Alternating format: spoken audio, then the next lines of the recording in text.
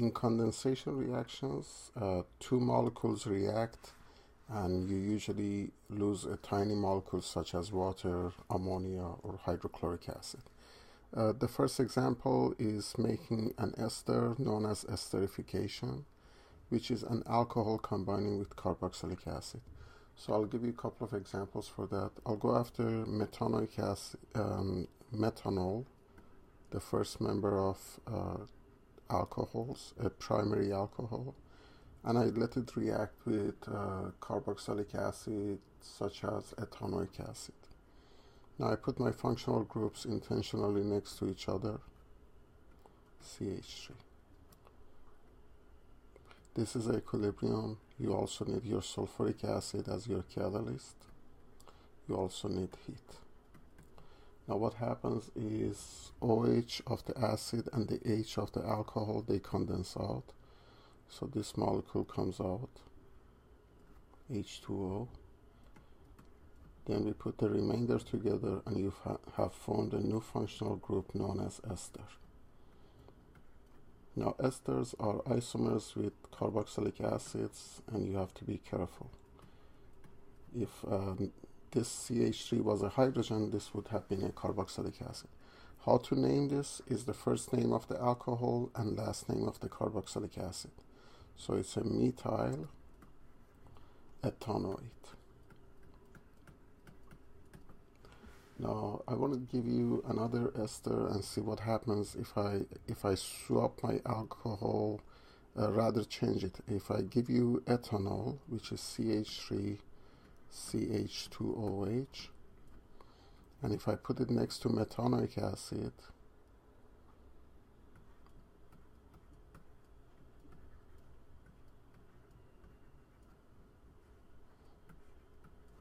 you have sulfuric acid as catalyst, you have heat. Now let me condense H2O out of this. Then what you produce is H2O that you have lost in addition to CH3, CH2O, C double bond, H. Now the first name of this ester is your alcohol, so ethyl, last name is your acid, so methanoic becomes methanoate.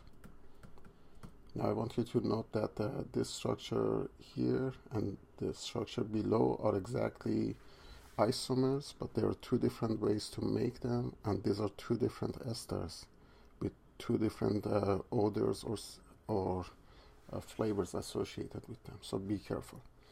Now what is a polyester? Polyester is condensation polymerization. And one of the questions usually is, what about the monomer being used? The monomer should have two functional groups. So I'll give you, in order to make ester, you need alcohol and carboxylic acid. To make polyester, you need something that has two hydroxyl on both sides. So let me give you one example of that. This is a benzene, and I make it into an acid. So I put two carboxylic group on both sides. So this is benzene. On the first carbon, 2, 3, and fourth carbon, you have two carboxylic group. So in order to name it, we name it benzene dash line 1, comma 4. You have two carboxylic, you can call it dicarboxylic or dioic acid. Now let me give you an alcohol, a monomer that has two functional groups. So I go after your antifreeze. Commercial name is glycol. IUPAC name that you should be used to is 1,2-ethane-diol. So this is a monomer with two functional groups. The other one was monomer with one functional group. So ethane 1,2-diol. Then again, we put them through reaction, and the functional groups next to each other are going to condense out. So the OH of the acid and the H of the alcohol gives you H2O. And then we bring the remainder together. Now to show one segment of this this polymer, I'm going to put a bracket here. So this is where it's going to attach to other polymer. Then I put my benzene ring in between. C double bond O. I'm right here. Now I'm going to continue with O, CH2, CH2, CHH, and finally I'm going to put one oxygen and continue. So this is a segment of a polyester. Don't forget you also lost H2O. Polyester is many items of our clothing that we wear. Going to the next slide, I'm going to talk about how to form amide, which is a new functional group comes to life from condensation between carboxylic acid and amine. So I'll give you one example of each. Let's take an amine such as ethylamine, NH2. Now I open my, so this is ethylamine, and let me put it next to, for example, carboxylic acid such as ethanoic acid. I flip the molecules so the functional groups are next to each other. In this case, to lose H2O, the H of amine and the OH of the acid, apparently always there is OH of the acid, comes out. And you are going to, there is element of heat.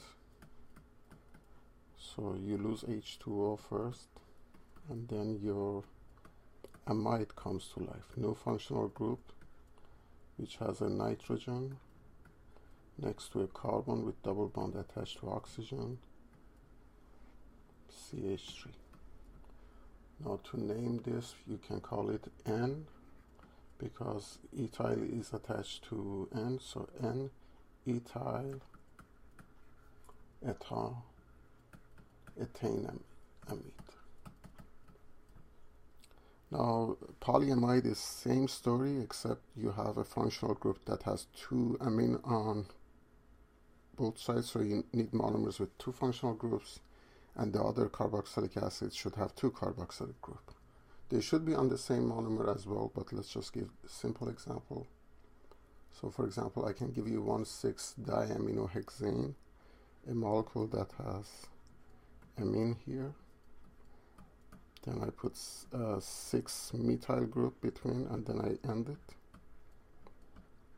So 1,6-diaminohexane is good to go for a name.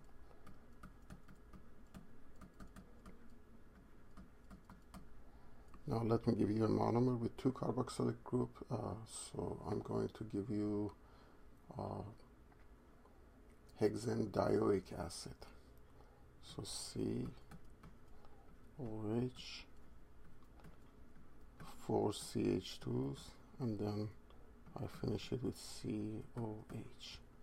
So this is hexane because you have 6 members of carbon, and it's dioic acid. So hexane dioic acid.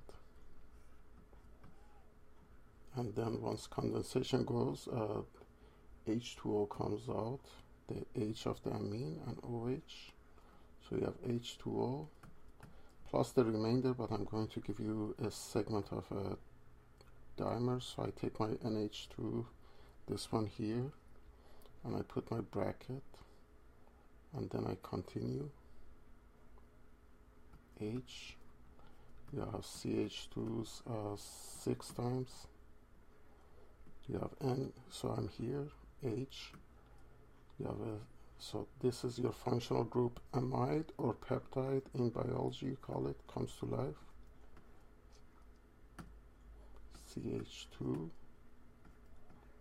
I forgot to put 4 here, so I put 4, CO, and then N. So This is the other area I break it. So this is a segment of a polyamide. This is known as nylon. Since you have a 6-member here and 6-member there, this is nylon 6,6. You can change the chain length, and you can also change the properties of the polyamide.